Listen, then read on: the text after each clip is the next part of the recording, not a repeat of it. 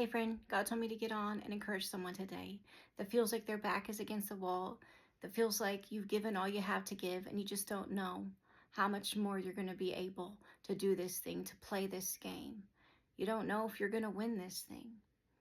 And you're about ready to give up. You're about ready to call it quits. And God just want me to tell you, don't give up now. You've come too far to give up now. And He knows that everybody has picked you over and made you feel like you're an outcast, that you don't belong anywhere. But guess what? You belong to Him. You belong on His team.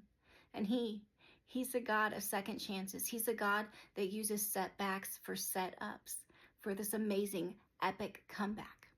And He said, yeah, it may look to everybody else like a foolish thing that He would pick you to be on His team, but He knows who you are from the inside out. He knows that you have a heart of a champion and that you will keep pushing when others would give up.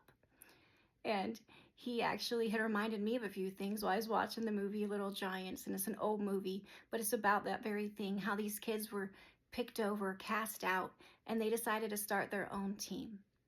And guess what? They ended up winning in such an epic, mighty, amazing way. Why? Because they had hearts of champions. They would not give up. They refused to give up. They almost gave up. They almost were like, you know what? We are a bunch of losers.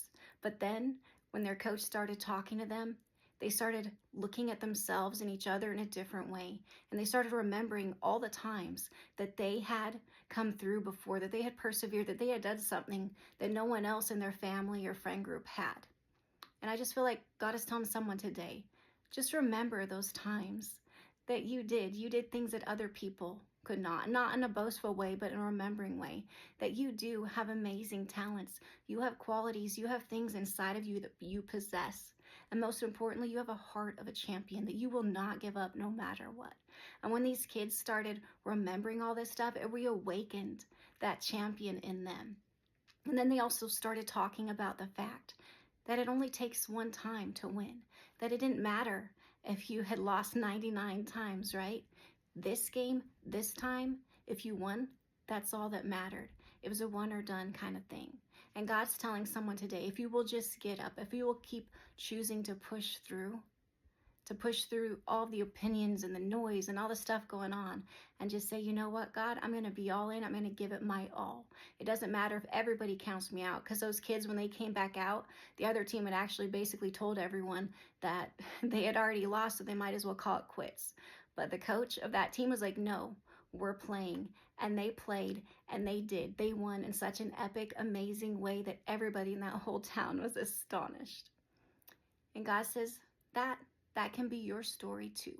If you will choose to keep going, to keep persevering, that He believes in you. He sees the amazing, wonderful, beautiful gift that you are. And He does. He has good plans for your life.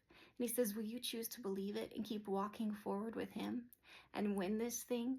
And then all the underdogs, they're going to believe that they too have a chance at winning, at being a winner. Because guess what, friend? I know that you feel like you're a loser, but just because you've lost before doesn't mean you're a loser. It just means that you have yet maybe to win in this area.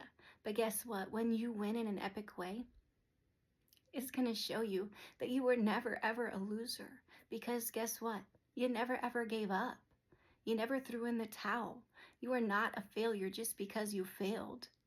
Failure is just a step up to success. It's showing you all the ways that you can grow and not make those same mistakes. So please don't label yourself a failure.